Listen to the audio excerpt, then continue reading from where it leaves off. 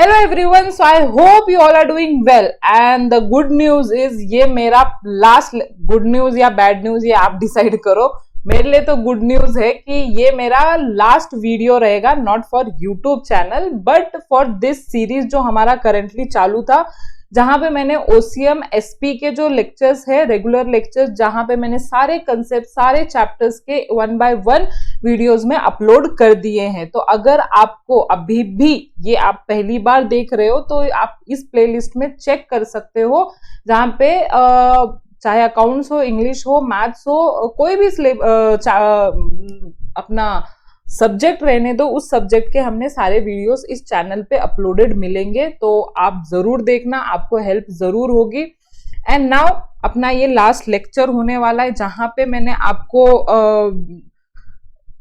Previous lecture में important terms relating to stock exchange start किया था एंड 7th पॉइंट तक हमने कंप्लीट कर लिया था। Today we will start with 8 point. ठीक है, तो जरूर कमेंट करना आपको ये पूरा का पूरा सीरीज जो है हेल्पफुल हुआ है कि नहीं हुआ है, क्या आप आगे एक्सपेक्ट कर रहे हो हमसे। मैं वीडियोस तो डालने वाली हूँ, नो डाउट अबाउट दैट, चाहे वो अपना रिवीजन बैच के हो, जैसे जैसे टाइम मिलेगा। हाँ, अब कब डालूंगी वो नहीं बता सकती, क्योंकि बहुत सारी रिस्पॉन्सिबिलिटीज है मेरे ऊपर, अदर बैचेस की जो पेड बैचेस है। तो इसी के लिए जब भी टाइम मिलेगा, जब भी पॉसिबल होता है, एज सून एज पॉसिबल मैं अपने यूट्यूब चैनल के लिए कमिटमेंट जरूर रखती हूँ। तो प्रॉमिस की रिवीजन जो है, जो वीडियोस है रिवीजन बैचेस के, वो मैं जरूर अपलोड करना स्टार्ट करूंगी। तब तक के लिए जितना भी मैंने पढ़ाया है, जितना भी आपने पढ़ा है, उसमें कुछ डाउट हो तो थ्रू कमेंट सेक्शन आप मुझे पूछ सकते हो। मेरा पूरा का पूरा चेक रहता है कमेंट सेक्शन पे, तो मैं आपको आंसर जरूर कर दूंगी। डोंट वरी, कोई भी डाउट रहने दो, मैं आपको वीडियो रेफर कर दूंगी मेरे खुद के, या कुछ भी रहने दो, आप मुझे जरूर कमेंट सेक्शन में बताना। ठीक है, आप लाइक मत करना चैनल को, मैं नहीं चाहती लाइक मत करो, सब्सक्राइब मत करो, बट कमेंट सेक्शन में हमें कमेंट करके जरूर बताना जो भी चीजें आपको हमसे एक्सपेक्टेड है और जो भी चीजें आपको हमारी अच्छी लग रही है। यस, सो आज जो हम पढ़ेंगे वो है सेटलमेंट से पढ़ेंगे। तो सेटलमेंट एक्चुअली क्या होता है, वेरी नाइस कंसेप्ट एक्चुअली। सो सेटलमेंट हम T+2 को बोलते हैं, मतलब अपने स्टॉक मार्केट में। तो T stand for transaction and 2 stand for 2 days। अब ये क्या है मैम, जैसे आप दो पार्टीज रहते हैं, जैसे आपने नॉर्मली कौन देखा है, बायर है ना, ध्यान से सुनना, बायर रहता है, सेलर रहता है। तो बायर क्या करता है, सेलर से जो सेलर स्टॉक खरीद रहा है वो लेता है, और बायर जो है वो सेलर को पैसे देता है। ठीक है, अब आपको एक चीज पता है, because we have read completely in chapter number 9 I think so, depository system, जहां पे आपने देखे थे कि ये बायर जो है और जो सेलर है ये एक दूसरे से डायरेक्टली इंटरैक्ट नहीं कर सकते।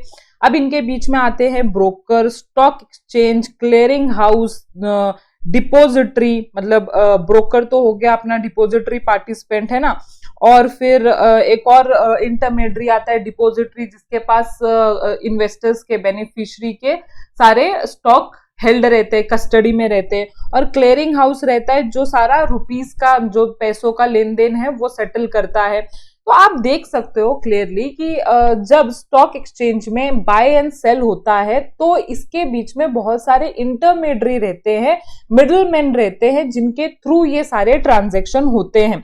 तो देखो, जब बायर ने, फॉर एग्जाम्पल ट्यूसडे है ना, फॉर एग्जाम्पल ट्यूसडे, आज ट्यूसडे है, तो फॉर एग्जाम्पल ट्यूसडे के दिन बायर ने स्टॉक खरीदे 20,000 के। ठीक है, तो उसके अकाउंट से 20,000 तो चले जाएंगे उसी दिन, लेकिन सेलर के अकाउंट में वो 20,000 आते आते शायद नहीं, थर्सडे लग जाएगा, क्योंकि टी आज हुआ है ना।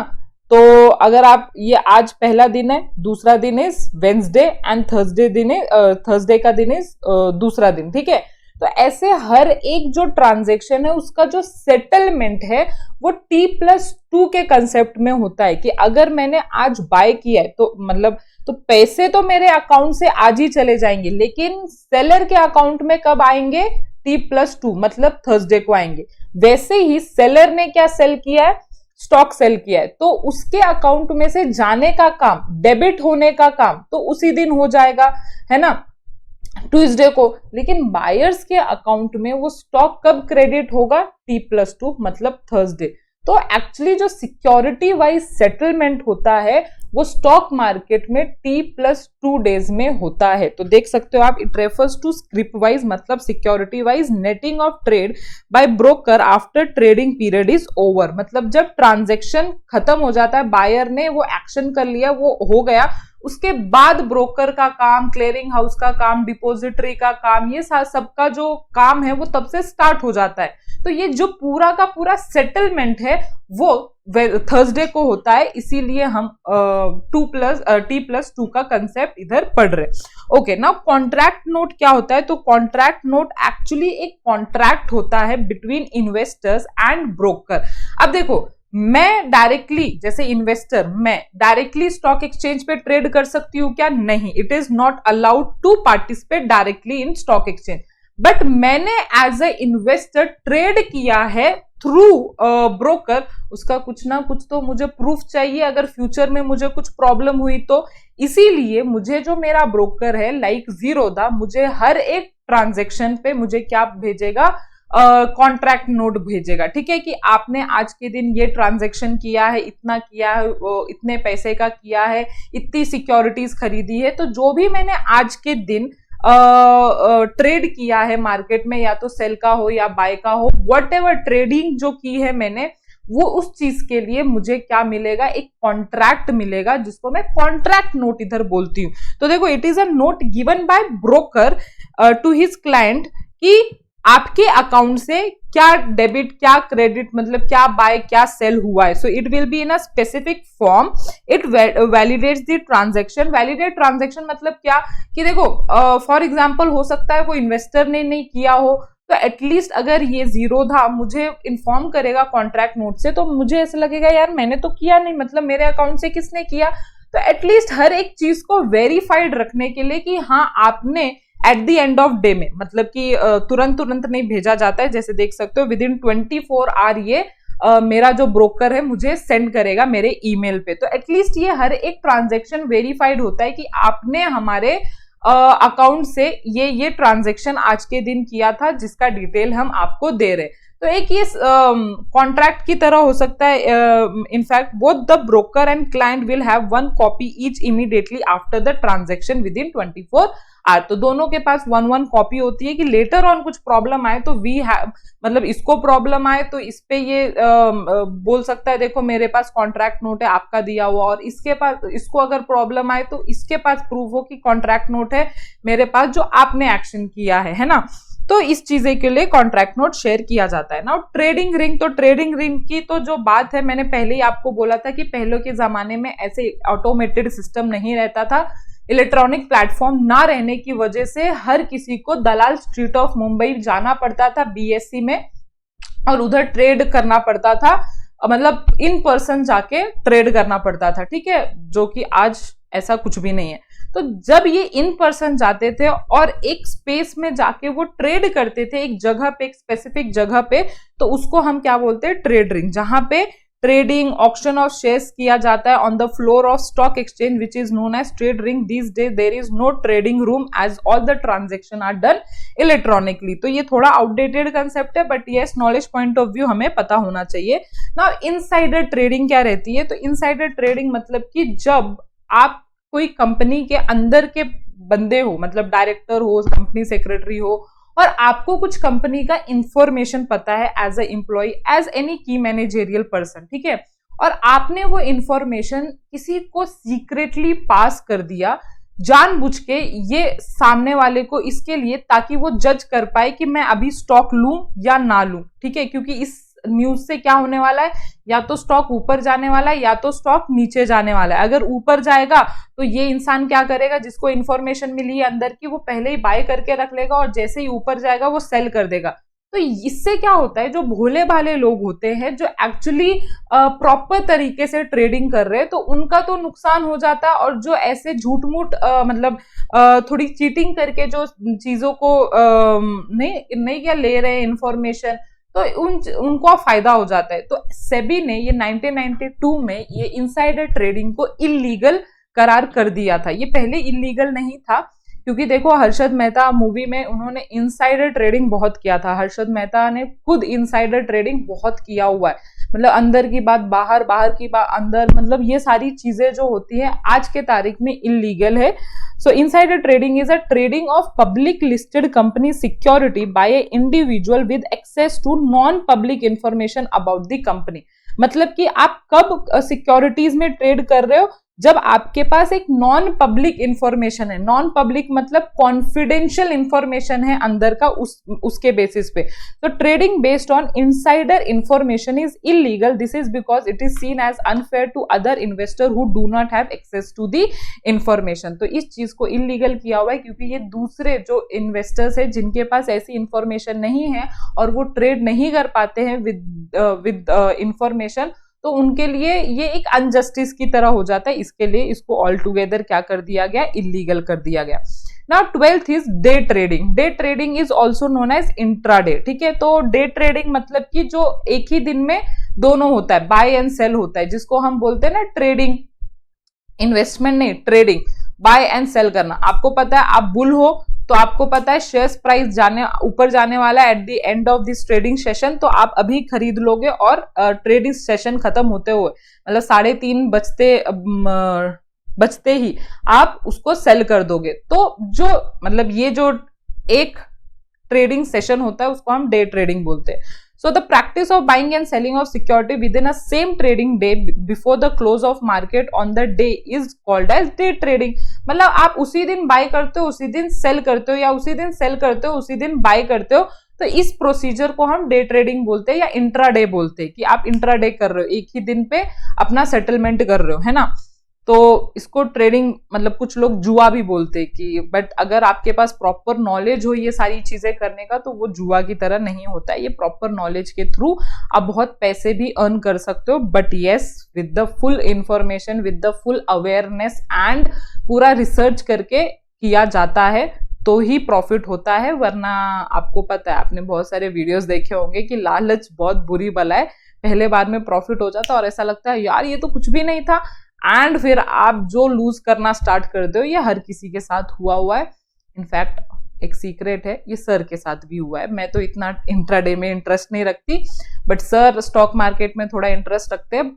तो कभी प्रॉफिट होता है, कभी लॉस होता है।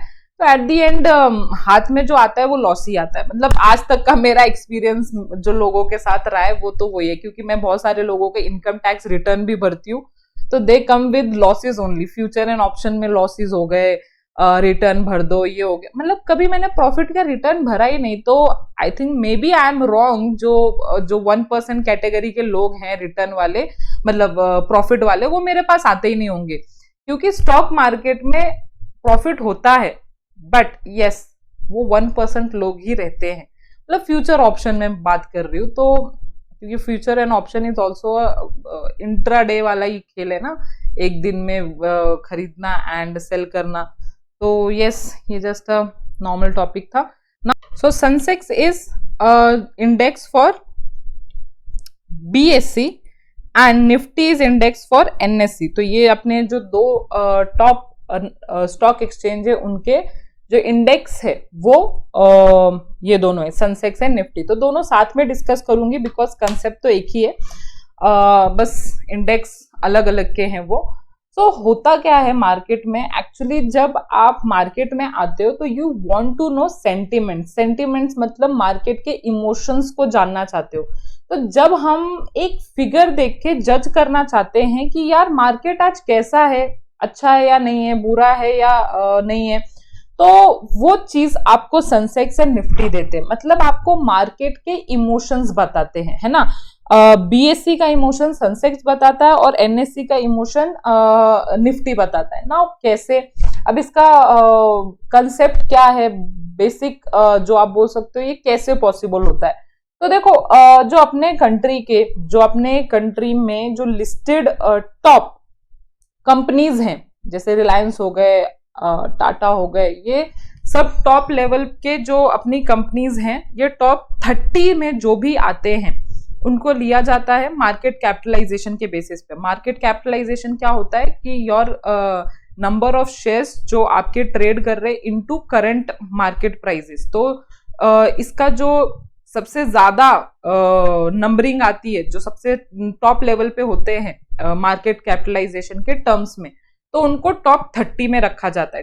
ठीक है, फॉर एग्जांपल रिलायंस आ गया, आदित्य बिरला आ गया, SBI आ गया, बहुत सारे ऐसे कंपनीज हैं जो टॉप 30 में आए। ओके, तो ये टॉप 30 में जो कंपनीज आते हैं एक्चुअली यही इकोनॉमी को पुश करते हैं या बैक लाते हैं, बिकॉज ये टॉप 30 है। जैसे मैंने आपको बोला था कि हमारे कंट्री में ऐसे टॉप कंपनीज हैं जो एक्चुअली इकोनॉमी को पुश या पुल करते हैं ना, because they have a very large क्या बोल सकते हो pressure on our economy. India को जो कुछ कंपनीज बहुत ही ज्यादा चला रहे हैं, जैसे रिलायंस हो गया, टाटा हो गया, ये मतलब मार्केट के या जो अपने इंडिया कंट्री के हैं वो टॉप लेवल के कंपनीज हैं। तो ऐसे ही जो टॉप 30 में कंपनीज आती हैं उनका कैलकुलेशन किया जाता है, वेटेड एवरेज एक फिगर निकाला जाता है, जिससे कि पता लगता है कि अपनी कंट्री आज अच्छा कर रही है या बुरा कर रही है। मतलब अपना जो पूरा in all growth you can say country का या स्टॉक एक्सचेंज का या जो फाइनेंशियल मार्केट है वो अच्छा कर रही है या बुरा कर रही है। So Sensex it is the index of BSE which represent the increase और decrease in the price of stock of selected groups of company. तो इधर जो सेलेक्टेड ग्रुप ऑफ कंपनी जो दिया हुआ है, इसका मतलब जो अपनी कंट्री में जो उन्होंने अपनी कंट्री से जो टॉप 30 कंपनीज निकाली हैं वो सेलेक्टेड ग्रुप ऑफ कंपनीज होंगे। आगे दिया हुआ है sensitive index called, sensitive index ही सेंसेक्स के नाम से फेमस है, is made up of 30 largest and actively traded stock of listed companies. Okay, so it was created in 1986। जो ये इंडेक्स है वो 1986 में ही क्रिएट हुआ था। तो अपनी कंट्री का जो आप बोल सकते हो स्टॉक एक्सचेंज का जो सेंटिमेंट्स है वो ये 30 कंपनी के हाथों में रहता है ऑफ BSE। तो अगर आपको ऐसे टीवी ऑन करना है और देखना है आज अपना जो स्टॉक मार्केट है वो अच्छा है या बुरा है, आज बुल मार्केट है या बेयर मार्केट है, तो ये सेंसेक्स अगर ग्रीन में रहेगा तो इट मींस कि ये क्या है, बुल मार्केट है, और अगर वो रेड में रहेगा तो इट मींस कि ये बेयर मार्केट है। ठीक है, BSE के रिलेटेड। और वही on the other hand Nifty क्या होता है, तो जैसे BSE में 30 टॉप कंपनीज ली गई हैं, वैसे ही निफ्टी के जो है NSE के जो टॉप 50 कंपनी है उसको निफ्टी में लिया गया है। देखो नाम से ही पता चल रहा है कि निफ्टी मतलब top 50 companies. So it is the index of NSE. It is made up of 50 listed company. It include all the 30 Sensex stock and it was created in 1996. तो देखो जाहिर सी बात है, जो BSE में एक्चुअली जब रजिस्ट्रेशन होता है कौन से स्टॉक एक्सचेंज में करवाना है, तो सारी जो कंपनीज होती है वो दोनों स्टॉक एक्सचेंज पे अपने आप को रजिस्टर करती है, चाहे वो BSE हो या चाहे वो NSE हो। तो ऑफ कोर्स अगर मैं टॉप निकालूंगी तो टॉप में से जो 30 है वो सेंसेक्स में भी कॉमन रहेंगे और निफ्टी में भी कॉमन रहेंगे, जो 20 हैं वो फिर अलग कंपनीज आएंगे according to the top listing. So समझ में आ गया एक्चुअली क्या है ये सेंसेक्स एंड निफ्टी। मुझे बहुत दिनों के बाद समझ में आया था, 12th क्लास में तो मुझे ये कंसेप्ट ही समझ में नहीं आया था, बहुत ही ज्यादा देरी से ये सारी चीजें समझ में आई थी। Now hope I am able to make you understand कि ये पूरा प्रोसीजर क्या है। नाउ रैली क्या होता है, तो स्टॉक एक्सचेंज में अगर आपने देखा होगा कभी कभार ऐसा फेज आता है स्टॉक मार्केट में जब मार्केट बढ़ता ही रहता है, नीचे आता ही नहीं है। तो आप बोलते हो अरे भाई क्या हो गया, स्टॉक एक्सचेंज इतना ऊपर क्यों जा रहा है, क्योंकि आप सोचते हो यार शिट मैंने क्या किया रहता है, इन्वेस्ट कर दिया रहता लोअर प्राइस पे। तो जब ऐसे मूव देखने को मिलते हैं सेंसेक्स और निफ्टी के, जब वो ऊपर ही ग्रीन ही जाते रहते हैं over the period of 14 to 20 days, मतलब कि आप अप्रोक्सीमेटली एवरेज पे 15 to 16 डेज से ऊपर ही जा रहा है, तो उसको रैली पीरियड बोलते हैं। It is called rally. Bull are active during market rally. Of course bull कौन होते हैं? जो लोअर प्राइस पे खरीदते हैं और हायर प्राइस पे बेच देते हैं. तो दे आर टेलिंग यू कि इस टाइम पे बुल्स जो रहते हैं, जो ऐसे पोजीशन के लिए फायदा उठाना चाहते हैं, तो वो एक्टिव रहते हैं इस टाइम पे कि हाँ हमको एक्शन करना है. नाउ क्रैश इज रैली का ऑपोजिट. क्रैश क्या होता है कि जब मार्केट नीचे ही जा रहा है, नीचे ही जा रहा है ना, ऊपर आने का नाम ही नहीं ले रहा. अभी रिसेंटली जब मैं ये वीडियो बना रही हूं तो उसके कुछ 5-6 दिनों से मार्केट नीचे ही जा रहा है. हम रोज एक्सपेक्ट कर रहे हैं कि ऊपर जाएगा, ऊपर जा रहा है तो नीचे ही जा रहा है, तो उसको हम क्रैश पीरियड बोलते हैं. इस टाइम पे बेयर जो है वो एक्टिव रहते हैं, जो मतलब कि जिन्होंने एक्सपेक्ट किया था कि नीचे जाएगा प्राइस, जो हायर प्राइस पे बेच के अपना जो लॉस, मतलब अपना जो प्रॉफिट है वो बुक कर चुके होते हैं. Okay, now 17th one is what is the market capitalization. तो मार्केट कैपिटलाइजेशन मैंने आपको ऑलरेडी 2 से 3 बार बता चुका है कि जब हमको ये जैसे टॉप 30 या टॉप 50 जब हमको कंपनीज निकालनी रहती है तो उनके जो है हम वैल्यू निकालते हैं. और वैल्यू मार्केट कैपिटलाइजेशन के हिसाब से कैसे निकालते हैं? सो कंपनीज जो आउटस्टैंडिंग इशूड शेयर्स है, मतलब कि कंपनी जो लिस्टेड कंपनी है उन्होंने जितने नंबर ऑफ शेयर इशू किया है मार्केट में, उसको मल्टीप्लाई करना है हमको करंट मार्केट प्राइस से. तो जब ये एक फिगर आएगा तो जो भी वो फिगर आएगा उसको हम मार्केट कैपिटलाइजेशन बोलते हैं. तो उसी मार्केट कैपिटलाइजेशन को असेंडिंग ऑर्डर में प्लेस करते हैं, टॉप टू लोएस्ट निकालते हैं अप टू 30 और 50 रिस्पेक्टिवली, जो हमको सेंसेक्स या निफ्टी के कैलकुलेशन में हेल्प करता है. Okay, now 18th one is stop loss. ये बहुत ही मेजर कंसेप्ट है. स्टॉप लॉस आपने इंट्राडे में, इन्वेस्टमेंट में भी सुना होगा, जहां पे जो ब्रोकर है वो बहुत बार बोलता है कि देखो आप ये जो स्टॉक्स है वो खरीद तो रहे हो, बट एक स्टॉप लॉस लगा लो. मतलब कि अगर शेयर प्राइस नीचे भी गया, मतलब आपने एक्सपेक्टेशंस किया था कि ये शेयर प्राइस ऊपर जाएगा और आपने एक प्राइस पे खरीद लिया, ठीक है, और आपका एक्सपेक्टेशन है कि इससे ऊपर शेयर प्राइस जाएगा जिससे कि मैं प्रॉफिट बुक करूंगा. लेकिन ऐसा भी तो हो सकता है आपके जो एक्सपेक्टेशंस है वो नेगेटिव हो जाए, मतलब कि शेयर प्राइस गिरने लग जाए, एंड मोस्टली ऐसे ही होते हैं. तो फिर ब्रोकर क्या करते हैं इन्वेस्टर्स के मतलब बिहाफ पे, वो स्टॉप लॉस लगा देते हैं कि अगर वो नीचे भी आए तो मैक्सिमम कितना वो नीचे जाएगा कि वो फिर उधर ऑटोमेटिकली जो शेयर्स है वो बिक जाएंगे. मतलब अगर इससे नीचे गया तो फिर लॉस तो होने के चांसेस ही नहीं है, क्योंकि शेयर्स इधर ही, जब इधर ट्रिगर हुआ वो प्राइस, जब मैंने इस पे खरीदा था लेकिन जब नीचे आया, तो जब ये प्राइस पे आया तो जैसे ही इस प्राइस को ट्रिगर हुआ वो ऑटोमेटिकली बिक जाता है. ये कौन करता है? वो हमारे बिहाफ पे इन्वेस्टर करता है, क्योंकि यार अगर आप स्टॉप लॉस ना लगाओ तो आपका जो कैपिटल है वो पूरा का पूरा जीरो में होने के चांसेस है. इसीलिए एक, अगर आप बोल सकते हो प्रूडेंस मैन, एक समझदार आदमी के हिसाब से अगर आप देखो तो स्टॉप लॉस बहुत इंपॉर्टेंट रहता है. So it is an instruction or order given by investor to broker to buy or sell a security when it reaches a certain price. This instruction is given by investor when he wants to avoid the losses when the price fall below the stop price. समझा? Stop price मतलब वो stop loss के, मतलब वो price के नीचे जाने से वो बच जाता है, उधर ही सेल हो जाता है. ये कौन देता है इंस्ट्रक्शन?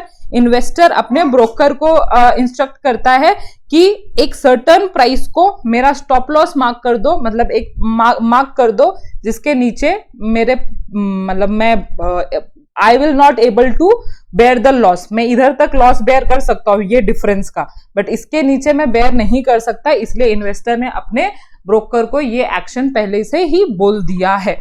तो ये होता है अपना स्टॉप लॉस. तो आई थिंक सो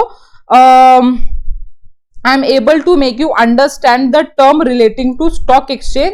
और मैंने बहुत डीप में समझा और बहुत ही प्रैक्टिकली समझाया. अगर आप ये कोई से भी यूट्यूब चैनल पे आप सर्च कर सकते हो मेरे पढ़ने के बाद, तो देखना यार, मैंने आपको जितना हो सके आपको प्रैक्टिकली जो मैंने एक्सपीरियंस किया हुआ है उस बेसिस से समझाने की कोशिश की है, वही सही तरीका है. मैंने आपका बुक जो लाइन टू लाइन है वो नहीं पकड़ के चली हूं. मैंने आपको अबव, जो ओवर एंड अबव मुझे नॉलेज है उसके ऊपर से भी मैंने समझा दिया है. नाउ अगर आप 12.5 ये टॉपिक देख रहे हो तो ये टॉपिक क्या है, security and exchange board of India. यार पूरा स्टॉक मार्केट पढ़ लिया, स्टॉक एक्सचेंज पढ़ लिया और आप सेबी नहीं पढ़ पा रहे, सेबी नहीं इंटरप्रेट कर पा रहे, ये तो बहुत ही नाइंसाफी की बात हो जाएगी। यस, तो सेबी कौन होता है, तो सेबी वो है जो ये पूरा स्टॉक मार्केट पे, जो ये पूरा सेकेंडरी प्राइमरी मार्केट है, ये जो पूरा फाइनेंशियल मार्केट है उस पे एक वॉच डॉग की तरह काम करता है, एक निगरानी रखने का काम करता है। जैसे आपने आरबीआई देखा है बैंकों के केस में, मतलब बैंक्स का पापा कौन है, आरबीआई, वैसे ही ये फाइनेंशियल मार्केट का पापा कौन है, सेबी। तो जो भी स्कैम्स हो, जो भी ये सारी चीजें, मतलब कुछ इधर उधर अगर उनको कुछ तो भी ट्रिगर हुआ कि यार कुछ तो भी गड़बड़ है, दया कुछ तो भी गड़बड़ है, तो सेबी तुरंत जाके पोक करता है, तुरंत जाके पीप करता है कि ऐसा क्यों हो रहा है, ऐसा होना तो नहीं चाहिए था। तो एक्चुअली ये पूरा का पूरा पावर किसके पास है, सेबी के पास।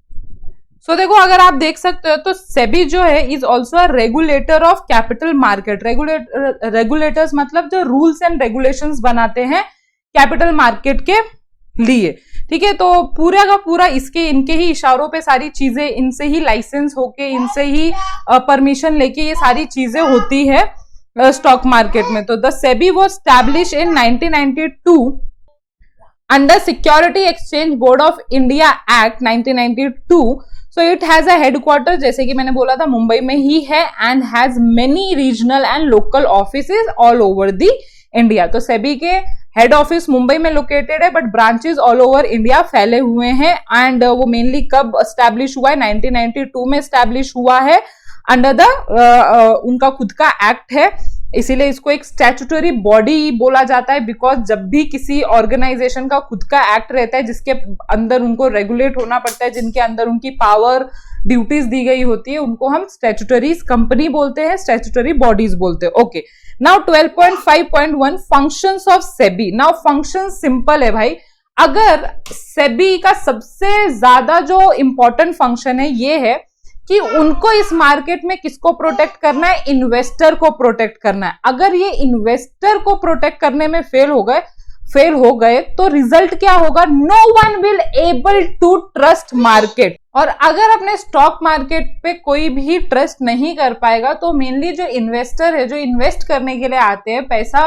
लेंड करने के लिए आते हैं, वो फिर नहीं आएंगे। और फिर शायद कंपनी जो डेफिसिट यूनिट है, जिनको पैसों की रिक्वायरमेंट है, कैपिटल की रिक्वायरमेंट है, उनकी वो फुलफिल नहीं हो पाएगी। And at the and economy grow नहीं हो पाएगी, इकोनॉमी का डेवलपमेंट नहीं हो पाएगा। तो ये सारी चीजों को मद्देनजर रखते हुए सबसे जो इम्पोर्टेंट चीज था वो तो मतलब रेगुलेशन का तो है ही है, to protect the interest of investor in security market. तो पहले हम इंट्रोडक्टरी पार्ट पढ़ लेते हैं। तो देखो उन्होंने बोला है कि सेबी को किस लिए सेटअप किया गया है, with the objective of promoting security market. मतलब लोग अगर बैंक में इन्वेस्ट कर रहे हैं तो वो सोचे कि बैंक में इन्वेस्ट करने के बजाय अगर हमने यही पैसा फाइनेंशियल मार्केट, कैपिटल मार्केट में दिया तो शायद ज्यादा ग्रोथ होगा कंपनी का भी, इकोनॉमी का भी और उनके कैपिटल का भी। Okay, and then protecting the interest of investor in the security market, अभी मैंने डिस्कस किया।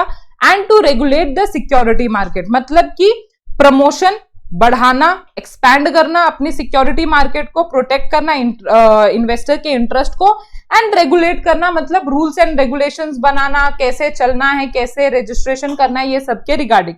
So SEBI issue rules regulation to be followed by issuers of security, the market intermediaries and the investor. It is the regulator of all stock exchanges in India. तो mainly इसको regulators क्यों बोला जाता है, because ये rules and regulations बनाते हैं सारे जो भी लोग स्टॉक एक्सचेंज में डील करते हैं। So it is the regulators of security market या stock exchanges in India. Now various functions क्या है सेबी के, तो सबसे पहला तो हमने डिस्कस किया है। देन दूसरा जो है मैंने डिस्कस किया है, to promote the development of security market. मतलब कि ज्यादा से ज्यादा अगर इधर इन्वेस्टर आएंगे तो ऑटोमेटिकली अपना जो मार्केट है वो बढ़ेगा। Then to regulate the business in stock exchanges and any other security market, ये भी मैंने बोला है कि अपने जो रूल्स एंड रेगुलेशंस है उनको बनाना ताकि प्रॉपरली अपना सिक्योरिटी मार्केट वर्क कर सके। नाउ फोर्थ वन जो आप पढ़ रहे हो उधर से अगर आप देखोगे तो रजिस्टर एंड रजिस्टर, तो जो भी इंटरमीडियरीज है, जो भी स्टॉक एक्सचेंजेस में डील कर रहे, चाहे वो ब्रोकर है, डिपॉजिटरी पार्टिसिपेंट हो, इंटरमीडियरीज हो, किसी भी नाम से, तो उनको रजिस्ट्रेशन करने का काम जो है वो किसके ऊपर है, वो सेबी के ऊपर है। हाँ, उन्होंने ये सारी चीजें जो है वो काम अलोकेट दूसरी एजेंसी को जरूर कर दिया हो। बेसिकली जब रिपोर्टिंग की बात आती है तो ये अल्टीमेटली किसको रिपोर्ट करता है, ये पूरा का पूरा सिक्योरिटी मार्केट सेबी को। तो जैसे आप फोर्थ पॉइंट देख पा रहे हो, to register and regulate the working of stock broker, sub broker, share transfer agency, banker to an issue, trustee of trust deed, registrar to an issue, merchant banker, underwriter and such other intermediary who may be associated with the security market। मतलब उन सबको register करना जो security market में एक intermediary के तरह काम कर रहे हैं, क्योंकि उनका भी बहुत ज्यादा इंपॉर्टेंट रोल है। अगर उनकी वर्किंग सही रही तो अल्टीमेटली पूरी स्टॉक एक्सचेंज की जो वर्किंग है वो सही रहेगी। तो उनको रजिस्टर एंड रेगुलेट करने का काम सेबी का रहता है। एंड देन फिफ्थ पॉइंट भी वैसा ही दिया हुआ है कि to register and regulate the working of depository participant, custodian of securities and foreign institutional investor and credit rating agency. तो ये सारे के सारे इंस्टीट्यूट का नाम आप ऑलरेडी पढ़ चुके हो, ये मैं डिस्कस नहीं करने वाली। तो बेसिकली जो भी सिक्योरिटी मार्केट में आएगा तो उसको रजिस्ट्रेशन का काम, मतलब अल्टीमेटली किसका है, रजिस्ट्रेशन का काम सेबी का है। एंड देन सिक्स्थ पॉइंट भी रजिस्ट्रेशन का ही बोल रहा है एंड रेगुलेट का बोल रहा है, working of venture capital fund and collective investment scheme including mutual fund. तो म्यूचुअल फंड जैसी कंपनी जिसको हम वेंचर कैपिटल फंड भी बोलते हैं, कलेक्टिव इन्वेस्टमेंट स्कीम जैसे म्यूचुअल फंड हो गए, तो ये सारा रजिस्ट्रेशन एंड रेगुलेशन का काम किसके पास रहता है, सेबी के पास रहता है। समझा? तो फोर्थ, फिफ्थ और सिक्स्थ कुछ नहीं है, to register and regulate the working of different agencies. And next one is also to promote and regulate self regulatory organisation. Same जो भी स्टॉक एक्सचेंज में सेल्फ रेगुलेटरी ऑर्गेनाइजेशन है, सो उनको promote and regulate करने का काम। And eighth one is to promote fraudulent and unfair trade practices relating to security market. So आपको भी पता है, जैसे हर्षद मेहता का एक स्कैम हुआ था, ऐसे अनफेयर इनसाइडर ट्रेडिंग वगैरह ये सारी चीजें होते ही रहते हैं। तो उसको काबू करने का काम, उसको रोकने का काम, उस पर नजर रखने का काम, ये सारा का सारा किसका है, सेबी का है। एंड देन जैसे इन्वेस्टर के एजुकेशन के लिए कुछ फंड निकालना, इन्वेस्टर्स को टाइम टू टाइम कुछ मैसेजेस भेजना कि आप किसी को भी ओटीपी मत दो एंड ये सब, तो ये सारी चीजें का प्रमोट करने का काम भी सेबी का ही होता है। एंड देन 10th पॉइंट तो आपने पढ़ा ही हुआ है, to prohibit insider trading in security. So insider trading क्या होता है वो हमने टर्म्स में डिस्कस कर लिया था, और वही चीज को आपको बोलना चाहते हैं कि ये इनसाइडर ट्रेडिंग पे पूरा नजर रखने का काम भी सेबी का होता है। सो ये 10 पॉइंट में आपको क्या दिए हुए थे, वेरियस फंक्शन दिए हुए थे ऑफ सेबी। एंड सिंपल है, अगर आप उसको तोड़ तोड़ के पढ़ोगे, समझ के पढ़ोगे, तो ये इतना लंबा टॉपिक नहीं है, पूछा जाता है एग्जाम में। And knowledge point of view भी बहुत इंपॉर्टेंट है, सेबी का जो फंक्शन है एग्जाम पॉइंट ऑफ व्यू तो है ही है। Okay, so finally we are done with our syllabus of SEBI and I am very happy to inform you कि मैंने हर एक चीज डिटेल में कंसेप्चुअली सारी चीजें मैंने एंड कर दी है। मतलब एंड मतलब अपने रेगुलर जो लेक्चर है, कंसेप्ट पॉइंट ऑफ व्यू, ये सारा चीज मेरी तरफ से हो चुका है। Now it is on you, ये लेक्चर्स को आपको कैसे लेना है, कैसे पढ़ना है, क्या प्लानिंग करनी है, ये सारी प्लानिंग करने की जिम्मेदारी आपकी है। तो बहुत ही मन से बोल रही हूँ आप लोगों को कि अगर ये आप लेक्चर बहुत सिंसियरली करते हो तो आपको 90 अबव, 95 अबव लाने से कोई नहीं रोक सकता है। सो डू सिंसियरली प्लान कि आपको सारी चीजें कैसी करनी है। और अगर कुछ लगता है तो मैंने ये स्टार्टिंग ऑफ द लेक्चर में ही बोल दिया है कि आप मुझे कमेंट सेक्शन से मेरे साथ जुड़े रह सकते हो, नहीं तो सर का फोन नंबर तो हर एक वीडियो के डिस्क्रिप्शन में लिखा ही रहता है। So meet you soon guys for a revision lectures as well. Don't worry, आपका इस YouTube चैनल ये आपके साथ हमेशा है। जो बच्चे हमको बोलते रहते हैं हमारे पास पैसे नहीं है पेड बैचेस ज्वाइन करने के लिए, तो ये सारे लेक्चर्स आपके लिए ही है जो सिंसियर है और जिनके पास उतना फंड नहीं है जो स्पेसिफिकली पेड बैच कर सके, ठीक है। So all the best guys, I hope to see you in next lectures as well and please connected रहना, आपके नाम हो आपके कमेंट हो वो मेरा निगरानी रहता ही रहता है। So all the best for your studies and for your future as well। आप कभी भी इस लेक्चर्स को देख रहे हो कोई भी मोड पे हो तो all the best for your future journey। हाँ, तो ये रिकॉर्डिंग करते वक्त मैंने पहली बार मेरे नक्श को जो है वो मैंने साइड में रखा हुआ था और बीच बीच में आपको रोने एंड चिल्लाने की आवाज आई होगी, तो ये नक्श है, मेरी कोई गलती नहीं है। मैंने पूरा ट्राई किया कि आपको इसके साथ बैठा के मैं रिकॉर्डिंग देने की ट्राई करूं, बिकॉज क्या हो रहा था 2 दिन से मेरे से डिले हो रहा था, वो मैं कर नहीं पा रही थी बिकॉज कुछ ना कुछ हो रहा था इसको। अल्टीमेटली मैं लगती हूँ सारंग सर तो संभालते नहीं है लेकिन मैंने आज ट्राई किया कि ये हो सके, बट ये फेल गया है। I am so sorry. मैं आपको जो रोने की आवाज आ रही है वो मेरी नहीं है, ये नक्श की है और इसकी जो टी शर्ट है वो क्रीम कलर की है, तो वो पूरा का पूरा कैमोफ्लेज हो गया है, मतलब गायब ही हो गया है वो। तो सिर्फ इतना इन्फॉर्म करना था। चलो अब बाय बाय, इसकी मस्ती हो गई है और आपका जो सेशन है वो भी कंप्लीट हो गया है। सो बाय बाय।